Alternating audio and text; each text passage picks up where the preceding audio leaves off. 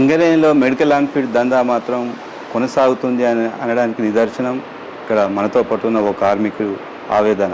ఆ ఆవేదన ఏంటి, మనం మందమరి డివిజన్ కాసిపేట మైన్లో పనిచేసేటువంటి వెంకటేశ్వర్లు అతని కాలు విరగడంతో అధికారుల చుట్టూ తిరిగినప్పటికీ కూడా ఇప్పటికీ అతన్ని అన్ఫిట్ చేయకపోవడం శోచనీయం. వారు మనతో పాటు ఉన్నారు, వారిని మరిన్ని వివరాలు అడిగి తెలుసుకొని చెప్పండి, అసలు ఏం జరిగింది, మీకు కాలు ఎందుకు విరిగిందంటే? ఇది రోడ్డు ప్రమాదాలను జరిగింది సార్. నేను బెల్లంపల్లికి పెట్రోల్ కానీ వెళ్తున్నాను, బస్సు ఆర్టీసీ బస్సు వచ్చి గుద్దింది. అదే నాకు తగిలిందని కూడా నేను అనుకోలేదు. కాలు కట్టాయి అక్కడ పక్కకు పడ్డదంట. అక్కడ ఇక నాకు అది నేను అడిపోతుంది, ఇతను కంపెనీ ఉద్యోగి మాతో పనిచేస్తాడని వాళ్ళు ఫోన్ చేసి సింగరేణి తరపున నాకు ట్రీట్మెంట్ ఇప్పడం జరిగింది సార్. అదే కాలు మొత్తం ఇక్కడి వరకు తీసేశారు. నన్ను ఏరియా హాస్పిటల్ ట్రీట్మెంట్ చేశారు. ట్రీట్మెంట్ చేస్తే మళ్ళీ కొత్తగూడెం రెఫర్ చేయించుకొని నేను వెళ్ళాను. నేను ఎట్లా పని చేసుకోగలుగుతాను అడుగుదాం సార్ అని అడిగితే ఏదైనా రూట్ చెప్పారా, దారి చూపిస్తారు అనే ఉద్దేశంతో నేను అక్కడికి వెళ్తే వాళ్ళు ఏమన్నారంటే మళ్ళీ తదుపరి రాపో, నువ్వు వచ్చేటప్పుడు ప్లాస్టిక్ కాలు పెట్టుకొని రావాలి అని అన్నారు. సరే సార్, నా దగ్గర అయితే ఇప్పుడు ఏం డబ్బు లేవు, హాస్పిటల్నే ఉన్నా సార్, నొప్పి విపరీతంగా ఉన్నది, నాకు డిస్క్ ప్రాబ్లం ఉన్నది, ఇది యాక్సిడెంట్ జరిగినా కానీ ఫిట్స్ వస్తాను సార్, ఎక్కువ వస్తానంటే అంతకుముందు ఉండనంటే అంతకుముందు కొంచెం ఉండే కానీ ఇప్పుడు అధికంగా వస్తుందంటే నాకు ఏర్పడతలేదని కూడా విషయం చెప్పాను. వాళ్ళు సరే బాబు 2 నెలల తర్వాత 3 నెలల తర్వాత నీకు మళ్ళీ లెటర్ వస్తుందని చెప్పారు. మళ్ళీ 3 నెలల తర్వాత మళ్ళీ పోతే ఏమన్నా నిన్ను ప్లాస్టిక్ కాలు పెట్టుకొని రమ్మంటే ఎందుకు పెట్టుకొని వస్తలేవు, ఏ కారణం చేత పట్టుకొని వస్తలేవు అని ఆర్తో మేడంను సీఎం గారు అన్నారు. అంటే డబ్బులు కావాలి కదా సార్, పిల్లలు తిరుగుతున్నారు, నాకు ఎవరు ఇవ్వాలి అప్పు, ఇప్పుడు ఎక్కడని తిరగాలి, కాలు పోయి ఉన్నది అని నేను అడిగాను. అడిగితే వాళ్ళు సరే డబ్బులు రెడీ చేసుకో, డబ్బులు తీసుకొని కాలు పెట్టుకొని రా, మళ్ళీ వచ్చినప్పుడు రా, ఇప్పుడు ఈ రకంగా చేయడం లేదు, మెడికల్ బోర్డు ద్వారానే వస్తేనే ట్రీట్ చేయడం అనేది జరుగుతుంది, నువ్వు మెడికల్ బోర్డుకు అప్లై చేసుకో అన్నారు. మెడికల్ బోర్డు నేను ఎట్లా అప్లై చేసుకోవాలి, ఏ రకంగా పోవాలి, ఎవరి దగ్గరికి కానీ పోవాలని నేను అడిగితే మా అబ్బాయితో అన్నారంటే మేమే రెఫర్ చేస్తాను బాబు, అది ఏరియా హాస్పిటల్ లెటర్ వస్తుంది, అది తీసుకుపోయి బావి మీద అప్ప చెప్పురా అని అన్నారు. నా లెటర్ వస్తుందా, ఎన్ని రోజులకు వస్తుంది సార్ అంటే 2-3 రోజులకు వస్తా అన్నది.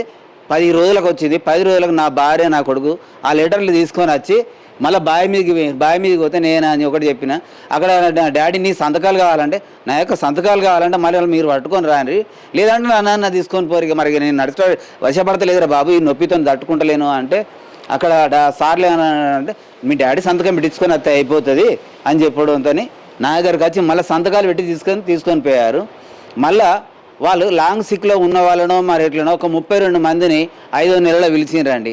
5వ నెలలో పిలిచినప్పుడు అక్కడికి పోయినప్పుడు మళ్ళీ అంటుంది అన్నట్టు, మేడం నువ్వు ప్లాస్టిక్ కాలు ఎందుకు పెట్టుకొని వస్తలేవు, మేము చెప్తా అంటే మీకు అర్థమైతే లేదా అంటే, అరే ప్లాస్టిక్ కాలు అంటారు మేడం, డబ్బులు కావాలిగా, డబ్బులు పెట్టారు, తీసుకున్నారు, కొలతలు తీసుకున్నాను సార్, తీసుకొని వస్తుంది సార్, వచ్చినాక తప్పనిసరిగా నేను మళ్ళీ పెట్టుకొని మీ దగ్గరికి వస్తాను సార్, మీరు ఎప్పుడు రమ్మంటే ఆ రకంగా వస్తా అని కూడా చెప్పిన అన్నాడు.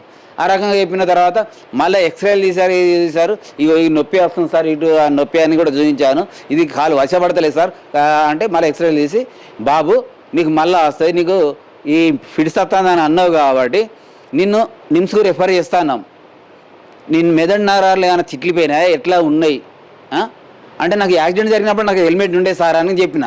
అంటే అది కాదు బాబు, ఏమైనా నువ్వు మానసికంగా ఇంకేమైనా జరిగింది కావచ్చు, మెడల మీద దెబ్బలు తగలవచ్చు, చిన్నప్పటియా ఇప్పుడు జరిగినాయా అని అన్నారు అని అక్కడికి రెఫర్ చేశారు. అక్కడ ఎంఆర్ఐ స్కానింగ్ తీశారు, ఇంకేదో ఈ జడ మొత్తం చిన్నగా సూదుల్లాగా గుచ్చి తలకు పెట్టి అక్కడ అవన్నీ ఆ రిపోర్ట్లు మళ్ళీ తీసుకొని వచ్చి ఏరియా హాస్పిటల్కి పోతే అక్కడ డాక్టర్ గారు ఏమన్నారంటే ఇవి వెల్ఫేర్ సెక్షన్లు ఇవ్వాలి బాబు, వాళ్ళే పంపిస్తారు, నీకు బోర్డుకు లెటర్ వస్తుంది బాబు, నీకు న్యాయం జరుగుతుంది, ఎందుకు బాధపడతావు అని డాక్టర్ గారు అన్నారు. నా భార్యతోని వాళ్ళు కూడా చెప్పారు అన్నాడు. నా భార్య దండం కూడా పెట్టింది. మళ్ళీ అవి తీసుకొచ్చి ఇక్కడ వెల్ఫేర్ సెక్షన్లో అప్పచెప్తే ఆ వెల్ఫేర్ ఆఫీసర్ కూడా అన్నాడంట, ఏం కాదు వెంకటేష్ మంచివాడు, వెంకటేష్ జరుగుతుంది, న్యాయం జరుగుతుందమ్మా, ఏం బాధపడకు, లెటర్లైనా ఇక్కడ ఇచ్చేసాయి, ఏమైనా అవసరం ఉంటే సంతకాలు అవసరం అనుకుంటే పిలిపిస్తామమ్మా అని చెప్తే అక్కడ ఇచ్చేసి వచ్చాము. నేను నా భార్య వెళ్ళాము, అక్కడ ఇచ్చినాము వచ్చినాము. మొన్న అనుకోకుండా 16 తారీఖు నాడు ఫోన్ చేసి నీకు లెటర్ వచ్చింది, మెడికల్ బోర్డుకి లెటర్ వచ్చింది, నువ్వు రావాలి, బావి మీదకి రావాలని ఫోన్ చేసినారు. ఫోన్ చేస్తే పోయామను. ఫోటోలను ఐడెంటిటీ కార్డు పట్టుకొని రావాలి అంటే అక్కడికి పట్టుకొని వెళ్ళాం. పట్టుకొని వెళ్తే లెటర్ ఇచ్చారు ఫోటో లాంటి పెట్టి, నువ్వు వెళ్ళేటప్పుడు ఒక 6 ఫోటోలు, ఐడి కార్డు, ఆధార్ కార్డు ఇవన్నీ నీ దగ్గర ఉండాలి అంటే, సరే సార్ ఇంకేమైనా తీసుకపోయి అంటే నీ రిపోర్ట్లు అనేవి నీ దగ్గర ఉన్నాయి కదా పాదే, అక్కడికి పంపించినాం మేము, నీ దగ్గర ఉన్నటువంటి ఏమైనా రిపోర్ట్లు ఉంటే అవి పట్టుకొని పోయినవి అని అన్నారు. అట్నే పట్టుకొని పోయి అక్కడికి వెళ్ళిన తర్వాత కనీసం నేను ఇట్లా ఒక వీల్ చైర్లోనే నన్ను తీసుకొని వెళ్ళారు. నువ్వు మళ్ళీ ఆర్తో మేడం గారు ఏమన్నారంటే, నువ్వు ప్లాస్టిక్ కాలు పెట్టుకొని రమ్మంటే ఎందుకు పెట్టుకొని వస్తలేవు, అంతా నీదే అనుకుంటానవా అని నా మీద గట్టిగా మాట్లాడు. అమ్మ తీసుకున్నానమ్మా, ఈ వాకర్ని పట్టుకొని ప్రయత్నం చేస్తున్నా, కాలు పెట్టుకొని మెల్ల ప్రయత్నం చేస్తున్నా, బాగా నొప్పిలేసి ఏమో షేక్ అయిపోయి కింద పడిపోయినా, ఈ యాక్సిడెంట్ అయిన కానీ బాడీ మొత్తం షేక్ అవుతుందని కూడా విషయం చెప్పాను. చూడండి అమ్మ ఏ రకంగా పొక్కులు వచ్చినాయి మీరే చూడండి, నేనైతే అబద్ధం ఆడతలేను అని చెప్పాను. పక్కకున్న డాక్టర్ నిన్ను నిమ్స్కి రాశారు కదా బాబు, నీది ఆ లెటర్ లేవంటే వెల్ఫేర్ సెక్షన్లు ఇచ్చాము, మరి ఇక్కడికి వచ్చినాయి అన్నారండి, మాకు తెలియదు అని నేను అనడంతో ఈయన రిపోర్ట్లన్నీ ఏమైనా ఆయన 3 సార్లు అడిగేదాకా అప్పుడు రిపోర్ట్లు కూడా చూపించలేదు. రిపోర్ట్లు చూపించిన చిన్నగా మాట్లాడితే ఏంటి సార్ అని నేను అన్నాను. ఏంటి సార్ అంటే నీకు చెవులు నస్తలేవా అన్నాడు. నాకు చిన్నగా మాట్లాడితే ఈయనరావు సార్, మరి కొంచెం గట్టిగా మాట్లాడితే ఈయన వస్తుంది సార్ అన్నాడు. అయితే ఒక వాచ్మెన్తో మేడం అన్నదంట, ఈయన సర్ఫేస్ చేస్తాడు అడుగు అంటే, నేను సర్ఫేస్ డ్యూటీ ఆయన నన్ను అడగబట్టిండు. నన్ను అడిగితే నేను సర్ఫేస్ ఎట్లా డ్యూటీ చేస్తా, ఏ రకంగా చేయగలుగుతా, నాకు కాలే వశపడతలేదు, డిస్క్ ప్రాబ్లం ఉన్నది, ఈగో మేడనారం ఎట్లా బాపచ్చిందో చూడండి అన్నాడు. మళ్ళీ ఎక్స్రేలు, ఈసీజీ, పిఎంఈ టెస్ట్ మొత్తం రాశారు. మళ్ళీ అవన్నీ చేశారు. పిఎంఈ టెస్ట్ కూడా చెవులు చూసే డాక్టర్ ఏమంటే, నీకు ఇన్సూరెన్స్ రావాలి కదా బాబు అన్నాడు.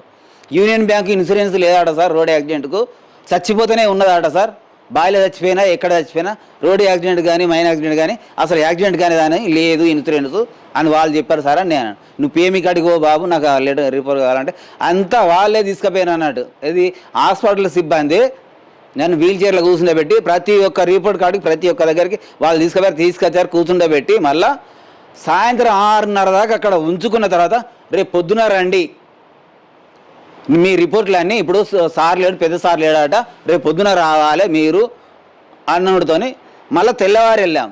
తెల్లవారు వెళ్తే 11 గంటలకు మళ్ళీ పిలిచారు. 11 గంటలకు పిలిస్తే అక్కడ డాక్టర్లు 6 డాక్టర్లు కూర్చొని ఉన్నారు. ఈ ఆర్తో మేడము, ఈ చీఫ్ మెడికల్ ఆఫీసరు, ఇంకో 4 డాక్టర్లు కూర్చొని ఉన్నారు అన్నాడు. నన్ను నా రిపోర్ట్స్ కానీ నా వాకర్ని కానీ కనీసం లోపలికి అలౌ చేయలేదు. నా భార్యను కూడా లోపలికి రానియలేదు. నేను కాలుకి పట్టి పెట్టుకొని పోయాను. కాలు పట్టి ఎట్లా జరిగింది బాబు అంటే రోడ్డు యాక్సిడెంట్లో జరిగిందని చెప్పాను.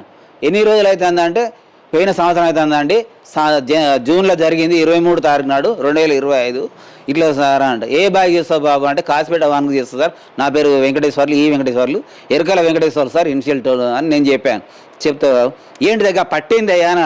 పట్టిందయ్యా అంటే ఈ కాలు వశపడతలేదు సార్, పోయి పట్టి పెట్టుకుంటే నేను అడగలుగుతున్నా, వశపడతలేదు సార్, ఇట్లా పట్టుకోవాలన్నా కూడా వశపడతలేదు అంటే ఆ పట్టి కిందికి తీయమా అన్నాడు. మెల్లగా వంగి కిందికి తీస్తా అంటే డాక్టర్ వచ్చి కిందికి తీశాడు.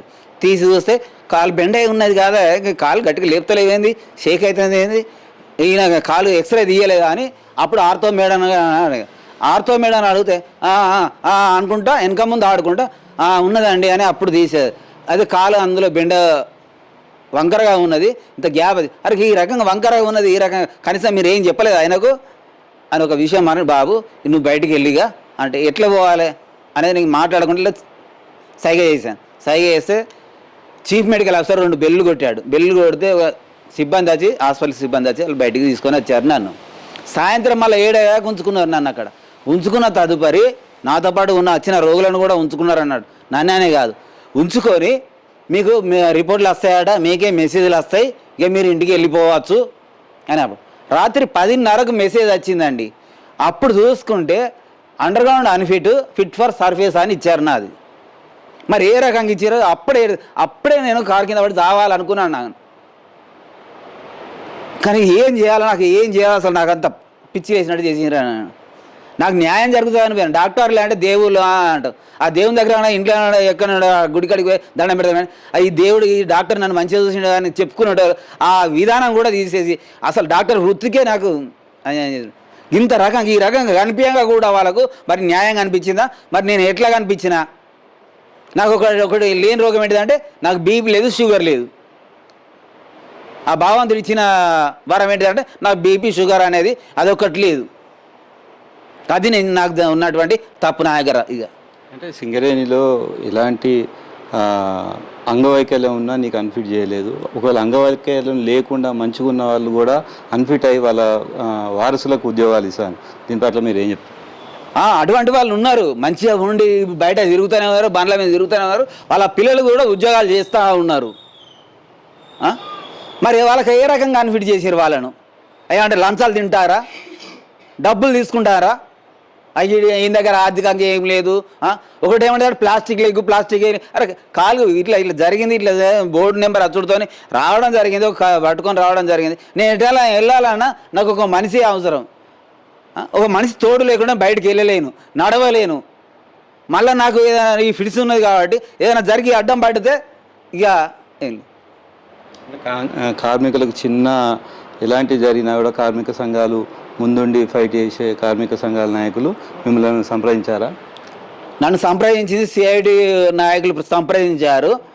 తుమ్మల రాజిరెడ్డి గారు, వెంకటస్వామి, ఎల్రాజేంద్ర గారు వీళ్ళు సంప్రదించారు తప్ప వేరే లీడర్ అనేవాడు ఒక్కరు కూడా కనీసం అతనికి ఎట్లా ఉన్నది, ఏ రకంగా ఉన్నది, ఈ గుర్తింపు సంఘం కానీ, ఏఐటీసీ కానీ, ఐఎన్టీసీ వాళ్ళు కానీ కనీసం ఒక్కరు కూడా కనీసం వచ్చి నన్ను పరామర్శించిన వాళ్ళు అయితే ఎవరు లేరు సార్. ఒక రియాజ్ సార్ మన ఎవరితో ఫోన్ చేసి నీ యొక్క ఫోటోలు పెట్టాయా బాబు అని అతనితో చెప్పించారు తప్ప ఇంకా ఎవ్వరు అసలు కనీసం ఒక్కరు కూడా, ఒక నాయకులు కూడా, ఒక లీడర్ కూడా వచ్చి అడిగిన వాళ్ళు కూడా ఎవ్వరు లేరు. నాతో పనిచేసే వాళ్ళు ఫోన్లు చేసి నన్ను అడుగుతారు, ఏందని గిట్లా అయిపోయింది, ఈ రకంగా అయిపోయింది, ఏంటిదన్న గిట్లా జరిగింది ఏందని వాళ్ళు ఫోన్లు చేశారు. వెల్ఫేర్ సెక్షన్ కానించాలి, పిఏ సెక్షన్ కానించాలి, నాతో పనిచేసే అండర్గ్రౌండ్లో పనిచేసే వాళ్ళు వర్కర్స్ కూడా ఫోన్లు చేసి అడుగుతారు, నీకు ఈ రకంగా జరగడం ఏంటిదన్న, నీకు ఈ అన్యాయం జరగడం ఏంటిది అని వాళ్ళు అడుగుతారు. కానీ ఒక్క లీడర్ అనేవాడు ఒక్కడు కూడా రాలేదండి. ఫైనల్గా మీరు సింగరేణి యాజమాన్యాన్ని ఏం కోరుకుంటారు? నాకు న్యాయం కావాలని కోరుకుంటాను. నాకు మళ్ళీ బోర్డు ఏర్పాటు చేస్తారా, ఏం చేస్తారు? లేదంటే సర్ప్రైజ్ లెటర్ ఇచ్చారంటే నాతో పాటు ఇంకేమైనా డ్యూటీ కూడా చేయాలన్నా, నన్ను సాగమంటారా బతుకుమంటారా? ఇక్కడ ఉన్నటువంటి జనరల్ మేనేజర్ని కానీ అడుగుతున్నాను, ఆ డైరెక్టర్ని అడుగుతున్నాను, ప్రతి ఒక్కరిని అడుగుతున్నాను. ఐఏఎస్ ఆఫీసర్ అనగానే ఇంత అంత దోచుకొని తినడం అని కాదు. ఐఏఎస్ ఆఫీసర్ అంటే అడ్మినిస్ట్రేషన్ పరిపాలన సంఘం, అది పరిపాలన విధానం ఏ విధంగా ఉన్నది, మీరేం చేస్తారు, ఏ రకంగా చేస్తారు? మరి నన్ను ఏం చేస్తాయి ఈ డిజబుల్ పర్సన్ మరి సాగమంటారా బతుకుమంటారా అన్నది ఇక అధికారులకే విడిచిపెడుతున్నాను అండి. ఇక నేను ఏం చెప్పాలి నేను. Okay, thank you. మొత్తానికి ఒంటి కాలుతో పోరాటం చేయాల్సిన వెంకటేశ్వర్లు ఇప్పుడు వారికి సింగరేణి అధికారులు, సింగరేణి యాజమాన్యం ఏం చేయబోతుంది, వీరికి న్యాయం చేసి అన్ఫిట్ చేసి వీరికి వారసులకు ఉద్యోగ అవకాశం కల్పిస్తారా లేదా అనేది వేచి చూద్దాం.